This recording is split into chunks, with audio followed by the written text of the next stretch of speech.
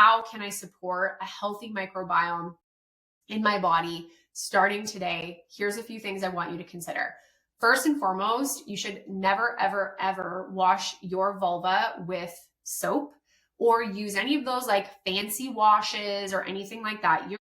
The ads that are like, don't smell down there, guys. Okay, you're supposed to have an odor. It's fine. If your odor is very, very strong, offensive, and fishy, please go and get some swabs done. But we should not be introducing any sort of soap that is going to be altering the pH of our vaginal canal. Really, really important. Just water and a soft cloth, okay? You're also not going to want to use any non-fertility friendly lubricants because they're not typically balanced for vaginal pH.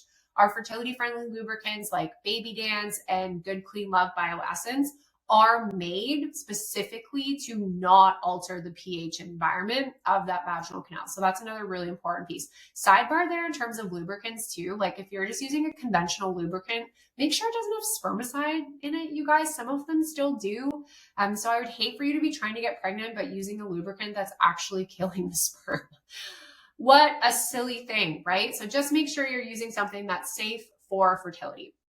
Also, we want to talk about lowering our sugar intake. Sugar can cause and feed bad bacteria. So if you're already teetering on the edge, that can impact things. We want to increase fiber because our gut health is important. We are getting some of our vaginal and uterine bacteria from our gut. So having a good lactobacillus environment in the gut is going to help support a good lactobacillus environment everywhere else. We want to try to avoid or limit those high inflammatory foods. So if you have foods that you eat that cause a lot of symptoms, especially gastro symptoms, your body's probably not digesting those all that well. Something to consider in terms of just lowering all of your levels of inflammation. Alcohol consumption disrupts our flora, creates actually fuel for the bacteria. Again, you know me, I'm not an all or nothing person. Do I think you need to be 100% alcohol free to get pregnant? No, I don't. But something to consider in terms of looking at your overall consumption. Obviously, if you've used frequent antibiotics in the past or present, that is going to disrupt your microbiome. So something to consider.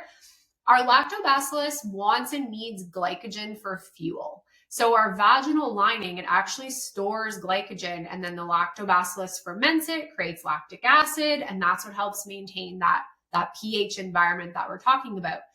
We get glycogen from carbohydrates. So people who fast for prolonged periods of time, have a low carb or ketogenic diet or carnivore diet, those are people that are not going to have good, healthy levels of glycogen available to help the lactobacillus survive. We need that for fuel.